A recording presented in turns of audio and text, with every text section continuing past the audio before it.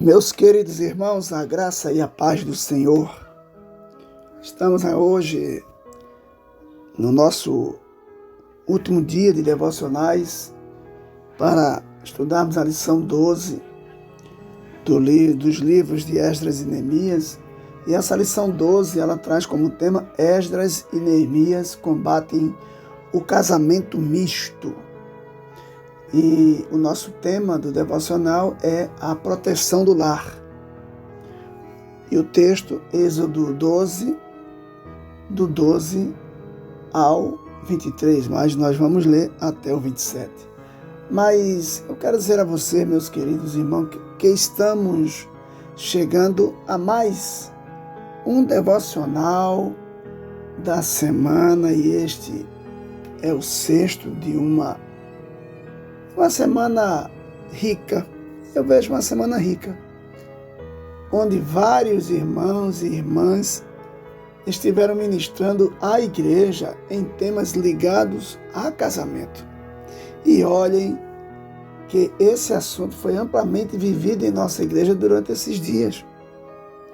Olha, irmãos, tivemos temas fortes no que tange a um assunto muito explorado nas escrituras sagradas, que é o jugo desigual. Já trouxemos um áudio sobre esse tema, mas nessa semana ouvimos devocionais lindos sobre alguns pontos ligados à nossa lição, como o casamento, uma instituição divina, Deus reprova o casamento misto, a tragédia de um casamento misto, um casamento aprovado por Deus, o amor à base do casamento. E hoje vamos ter como devocional o tema a proteção do lar, a nossa casa, nosso lugar sagrado. Lerei alguns textos, alguns versículos do texto, na verdade, que vai nortear esse devocional. Êxodo capítulo 12, se você quiser abrir, eu vou ler alguns versículos, do 12 ao 14 e do 23 ao 27. Vamos entender o que ocorria, qual o contexto da época. O texto diz: porque naquela noite passarei pela terra do Egito e ferirei na terra do Egito todos os primogênitos, desde os homens até aos animais. Executarei juízo sobre todos os deuses do Egito. Eu sou o Senhor. Veja que como é forte, viu? Versículo 13. O sangue vos será por sinal nas casas em que estiverdes. Quando eu vir o sangue, passarei por vós, e não haverá entre vós praga destruidora, quando eu ferir a terra do Egito. Versículo 14. Este dia vos será por memorial, e o celebrareis como solenidade ao Senhor. Nas vossas gerações o celebrareis por estatuto perpétuo. Agora vamos para o versículos 23 ao 27.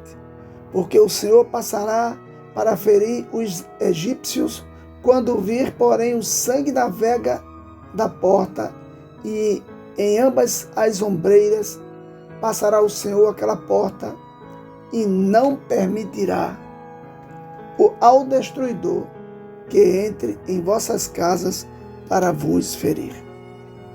Guardai, pois, isto por estatuto para vós outros e para vossos filhos para sempre. E uma vez dentro na terra que o Senhor vos dará, como tem dito, observai este rito. Quando vossos filhos vos perguntarem: que rito é este? Respondereis: é o sacrifício da Páscoa ao Senhor, que passou por cima das casas dos filhos de Israel no Egito, quando feriu os egípcios e livrou as nossas casas. Então o povo se inclinou e adorou. Queridos, um texto fantástico, onde a gente vê a mão de Deus trabalhando em prol da sua nação, em prol das famílias da época e também das famílias de hoje. O texto vai falar, queridos, de um sacrifício, a Páscoa. E aqui nós estamos diante da 10ª praga que Deus levantou contra o Egito. Olha só, uma nação totalmente idólatra, onde o povo de Israel poderia tomar como exemplo e perder a promessa que Deus tinha feito à sua nação peculiar. No momento crucial para a libertação do povo de uma longa escravidão, até porque o Deus vivo, ele tinha feito o povo do Egito e também o próprio povo de Israel passar por um tempo de dificuldades. Nós tivemos 9 amados pragas que Deus trouxe para essa nação do Egito.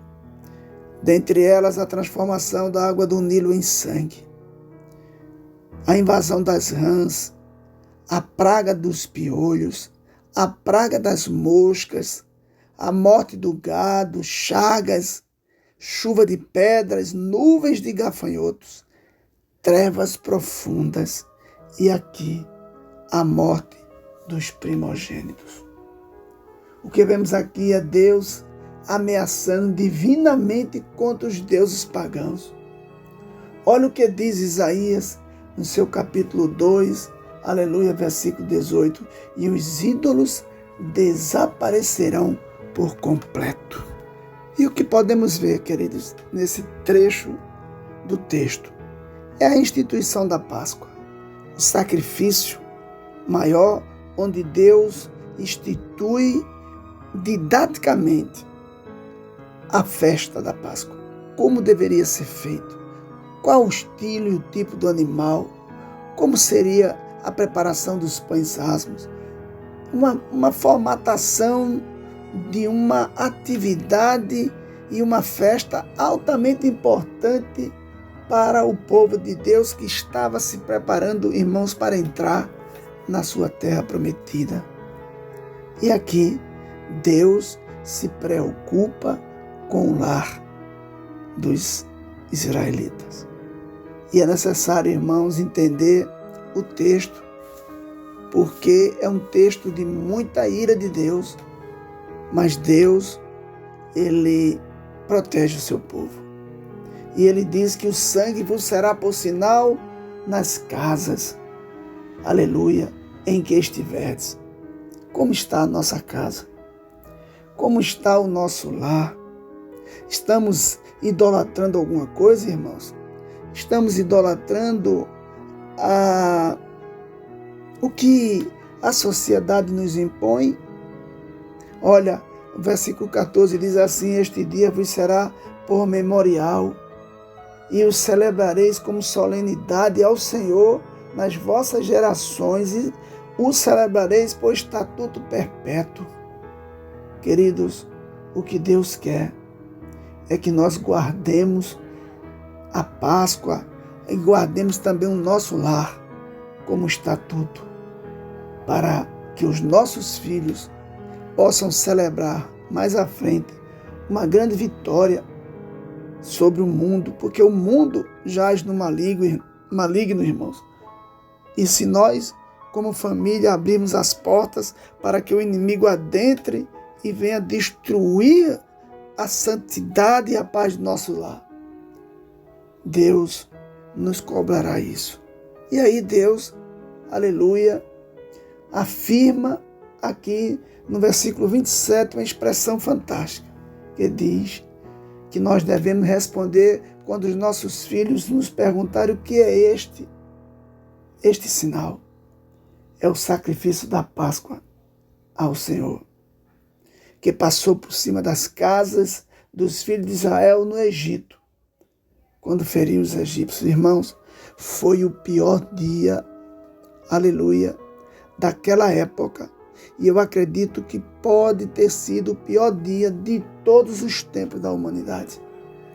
Muito choro, muitas perdas de filhos. Nossos filhos são as flechas que estão na aljava da nossa vida. É preciso entender isso, meu irmão.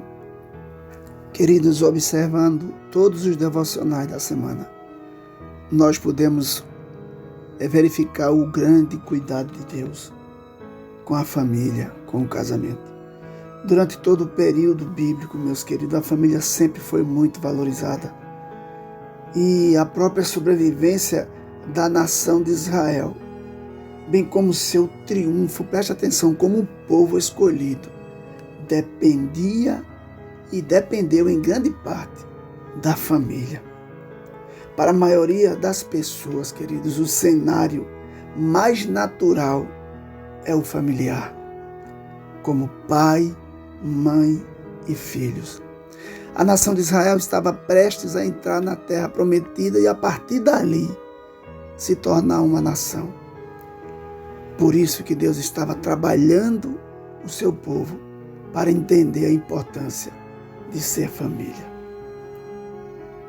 Quando Paulo, querido, quis descrever o relacionamento amigo e caloroso que os crentes mantinham entre si, recorreu a este termo e definiu-os como membros da família da fé. Olha só o que diz Gálatas 6,10. Então, enquanto temos tempo, façamos bem a todos, mas principalmente aos domésticos da fé. O vocábulo família, queridos, sugere segurança, aceitação e amor. Olha, irmãos e irmãs, não queremos dizer com isso que os lares dos israelitas fossem todos perfeitos. Não. A Bíblia mostra que havia ali os mesmos problemas de conflito e maus tratos que, ao que parece, queridos, ocorrem em todas as culturas. Vemos ali poligamia, oposição entre pais e filhos e a rivalidade entre os irmãos da época, né? Que naquela sociedade atingiu o pior estágio. E o que dizer hoje? Esses senões, porém, não anularam a regra. Em todos os séculos da história bíblica, queridos, a família sempre é mostrada como uma célula bem definida, estável e cheia de vida. Eu quero convidar você a estar conosco no domingo para junto estudarmos a 12ª lição. Eu quero te abençoar, quero orar por você nesse momento. Quero pedir a Deus que lhe dê forças para vencer todas as dificuldades que você possa estar vivendo em família. Mas, no final, você será um grande vencedor. Que Deus te abençoe e te guarde. Que Deus faça resplandecer o seu rosto sobre ti. Que Deus alargue as tuas fronteiras e te dê a paz, a misericórdia, a saúde e o amor dentro da tua casa. É assim que eu oro por você e por mim também. Em nome de Jesus, amém.